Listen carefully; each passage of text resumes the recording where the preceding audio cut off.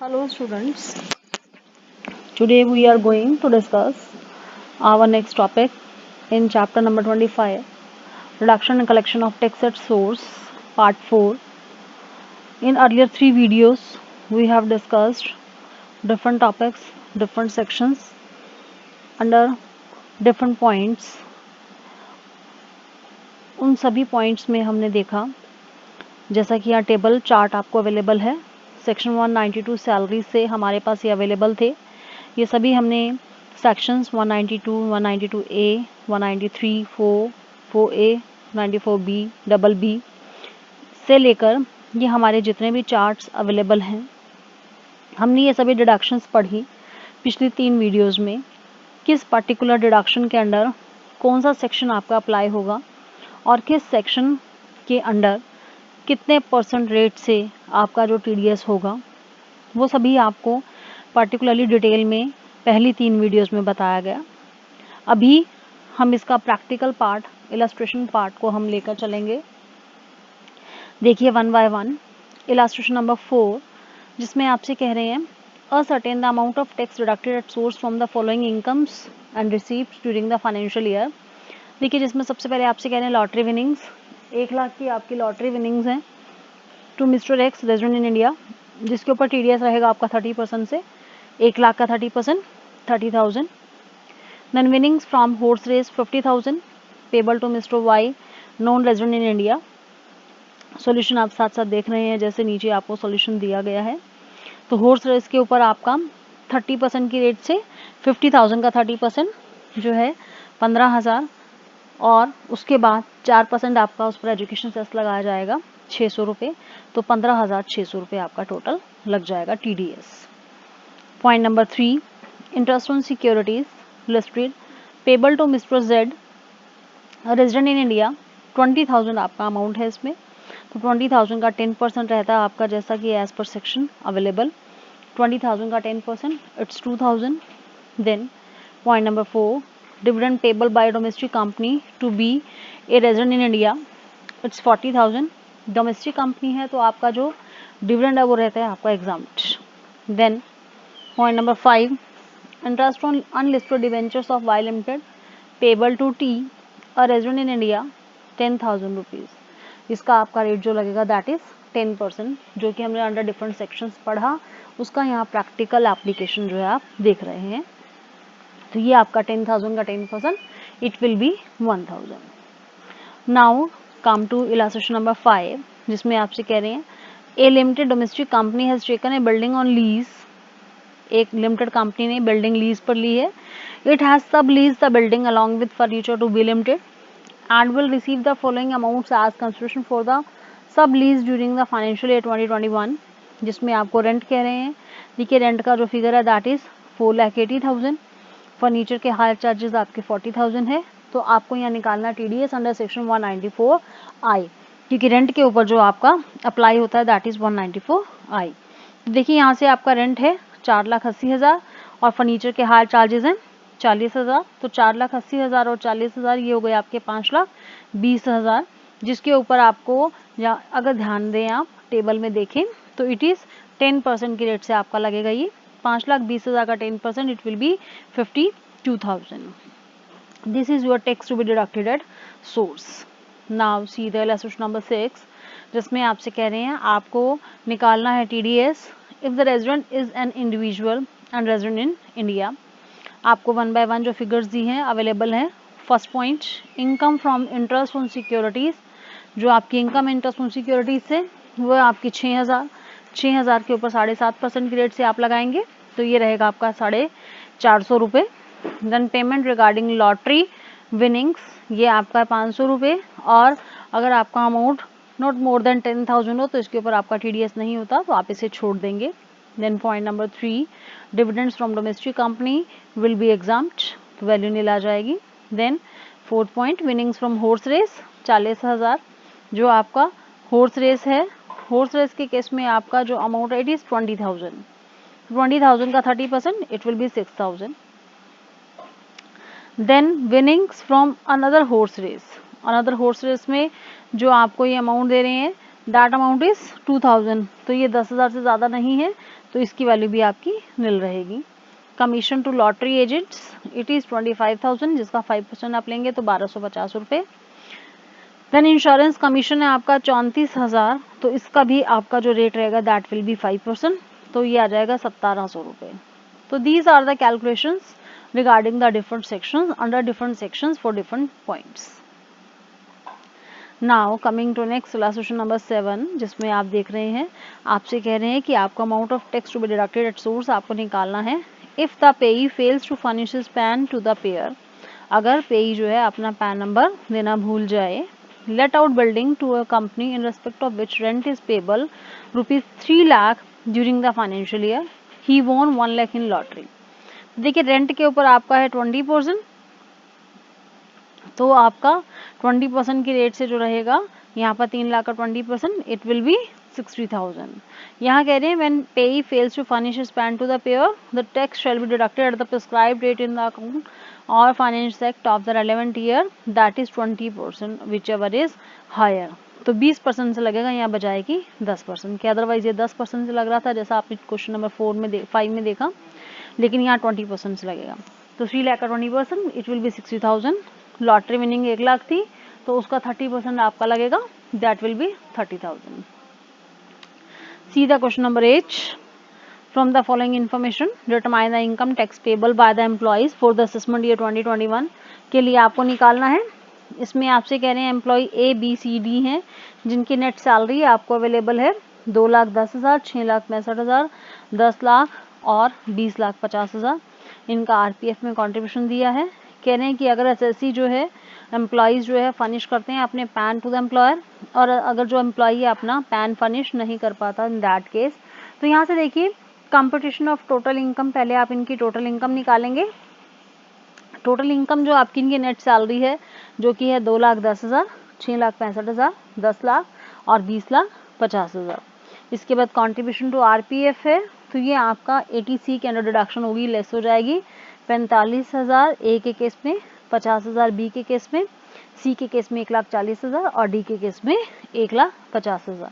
तो देखिए यहाँ से आपके डिडक्शन लेस करने के बाद जो A की नेट इनकम आ रही है वो आ रही है 1,65,000, B की 6,15,000, C की 8,60,000 और D की 19 लाख। तो यहाँ से आप टैक्स जब लगाएंगे, देखिए पहले 2.5 लाख तक नील होता है तो A की इनकम के ऊपर कोई टैक्स नहीं लगेगा, B की इनकम के ऊपर आप टैक्स लगाएंगे, C की इनकम के ऊपर आप टैक्स लगाएंगे, D की इनकम के ऊपर आप टैक्स लगाएंगे।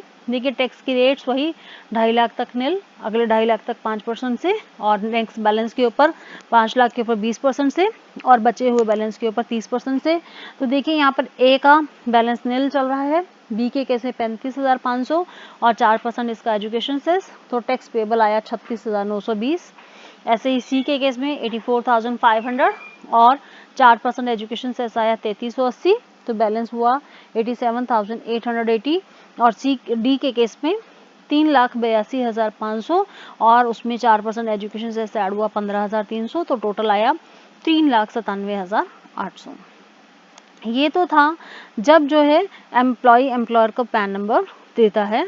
इन the case when employee did not furnish their PAN to the employer, तो यहाँ पर आपका जो रहेगा at the higher rate specified in the relevant provision or at the rate of rates in force or at the rate of 20%, तो यहाँ पर आप निकालेंगे। तो देखिए यहाँ आपसे कह रहे हैं इन the case of B and C, note में आपको दिया गया, आप ध्यान देंगे। टैक्स हैज़ बिन कंप्यूटेड, किस तरीके से निकाला गया है B और C और D के केस में। देखिए B के केस में टोटल इनकम आपकी 6,15,000 थी और एग्जम्प्टेड अमाउंट आपका 2.5 लाख रहता है, बैलेंस रहता है 3,65,000, उसके ऊपर आप 20% से लगाएंगे 73,000। C के केस में आपकी इनकम थी 8,60,000 और 2.5 लाख लिमिट लेस करने के बाद 6,10,000 आपका रहा बैलेंस। तो यहाँ से आपकी जो 20% जब आप लगाएंगे 6,10,000 का 20% 1,22,000। और D के केस में आपका जो रहेगा 19 लाख, जिसमें से आपकी एग्जाम्प्टेड लिमिट 2.5 लाख लेस करने के बाद बचा 16,50,000 और जो आपका 20% जब लगाया जाएगा इट विल बी 3,30,000। तो ये आपका जो है यहाँ से निकालेंगे आप एट द प्रिस्क्राइब रेट। जो टैक्स आपकी निकलेगी वैल्यू 3,97,800। तो देखिए दोनों में से विच एवर इज हायर, जो आपका रहेगा वो 3,97,800 हायर है। तो इस तरीके से आप इसमें कैलकुलेशन कर सकते हैं। तो this is calculation of TDS. Now come to question number 9. Question number 9 में आपसे कह रहे हैं कि आपको फिर से टैक्स डिडक्टिबल एट सोर्स निकालना है, जिसमें SBI paid 30,000 as interest to mister A on his time deposit receipt. LIC paid 2 lakh to policy holder on maturity of life insurance policy. The policy holder paid 1,75,000 as premium to LIC, and Mr. X maintains a current account and a saving account with PNB. He withdraws 1 crore and 20 lakh cash from these accounts during the financial year 2021. तो देखिए यहाँ पर आपकी जो निकालेंगे one by one. Firstly कहते हैं amount of interest does not exceed 40,000, सो कोई भी TDS नहीं होगा. अगर अमाउंट 40,000 से ज़्यादा नहीं है तो TDS नहीं है. सेकेंडली जो आपका मेच्योरिटी सम पॉलिसी का था 2 लाख था, जिसमें से प्रीमियम पेड हुए 1,75,000, तो इनकम बची आपकी 25,000, जिसके ऊपर 5% से आपका TDS कटना है, तो 1,250 रुपये. देन बैंक से जो विड्रॉ किए 1 करोड़ 20 लाख, जिसमें एग्जाम्पशन लिमिट आपकी 1 करोड़ बताई गई है. बैलेंस रहा आपका 20 लाख, जिसके ऊपर 2% से आपका जो TDS कटेगा और वो बैलेंस हो जाएगा 40,000.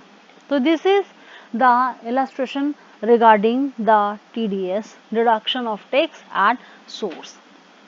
अब हम बात करें अगले टॉपिक की. इसी चैप्टर का सेकंड टॉपिक हमारा था टैक्स कलेक्शन एट सोर्स. अभी टैक्स कलेक्शन एट सोर्स के एरिया को बढ़ा दिया गया है. देखिए जो पहले था वो लिमिटेड एरिया था, इसमें लिमिटेड पॉइंट्स थे, लेकिन अभी इसमें पॉइंट्स और इंक्लूड किए गए हैं. Widening the scope of section 206C to include TCS on foreign remittance through liberalized remittance scheme and on selling of overseas tour package as well as TCS on sale of goods over a limit. Section 206C में कह रहे हैं आपसे. देखिए यहाँ क्या कहते हैं, every seller shall at the time of debiting the account of buyer by the amount payable by him or at the time of receipt of such amount from the buyer whichever is earlier, collect from the buyer of any goods of the nature specified in column 2 of the table is given below. A sum equal to percentage specified in the corresponding entry in column 3 of the said table of such amount as income tax. तो यहाँ देखिए आपको नीचे table दी गई है. इस table में rate chart आपको बताया गया है और इसी रेट चार्ट के अकॉर्डिंगली जो आपका TCS जो है कलेक्ट जो है कर लिया जाता है. तो देखिए यहाँ से 206C scrap, tendu leaves, timber obtained under a forest lease or other mode, any other forest produce not being a timber or tendu leaves, alcoholic liquor, parking lot, toll plaza, mining, quarrying, etc. Minerals being coal or lignite or iron ore, sale of motor vehicle or of the value exceeding 10 lakh, then remittance out of India under the liberalized remittance scheme of the RBI of the value exceeding 7 lakhs in a financial year, sale of overseas tour program package, remittance out of India for education under the liberalized remittance scheme of the RBI of value exceeding 7 lakhs in a financial year, sale of any goods जिसमें कि of the value exceeding 50 lakhs, TCS will be charged on excess amount over 50 lakhs. देखिए rates आपको दिए गए हैं date wise 1 अप्रैल 2020 से लेकर 13 मई 2020 के बीच में और 14 मई 2020 से लेकर जो है आपका 31 मार्च 2021 तक के बीच में. तो ये रेट्स आपको जैसा चार्ट दिया गया है, चार्ट के अकॉर्डिंगली जो रेट दिए गए हैं वैसे ही आप इसमें अप्लाई कर सकते हैं. However, if the aforesaid goods are purchased by a buyer for the purpose of manufacturing, processing or producing articles or things or for the purpose of generation of power and not for trading purposes, the tax shall not be collected by the seller. For this purpose, he has to furnish a declaration and duplicate in the prescribed form to the seller. तो उसे इसकी copy जो है साथ में लगानी पड़ेगी. It has been amended in section 206C to levy TCS on overseas remittances and for sale of overseas tour packages, जिसमें आपसे कह रहे हैं an authorized dealer receiving an amount or an aggregate of amount of 7 lakh or more in financial year or remittance out of India under the liberalized remittance scheme of RBI shall be liable to collect TCS if he receives some in excess of said amount from a buyer, being a person remitting such amount out of India at the rate of 5%. In non-PAN Aadhaar cases the rate shall be 10%. और other cases में आपका फिर से वही कह रहे हैं, a seller of an overseas tour program package who receives any amount from the buyer being a person who purchases such packages, तो उस केस में आपका जो है रहेगा 5%। In non pan Aadhaar cases the rate shall be 10%। TCS on sale of goods above specified limit, तो आपको वो भी आपको बताया गया है 0.1% की रेट से अगर आपकी सेल्स जो है एक्सेस ऑफ 50 लाख है, और अगर ये नॉन पैन और आधार केस है तो इट विल बी 1%। और ओनली दो seller whose total sales gross received turnover from the business exceed 10 crore, तो उस केस में आपका जो है रहेगा किसी भी पर्टिकुलर फाइनेंशियल ईयर में shall be liable to collect TCS under section 206C।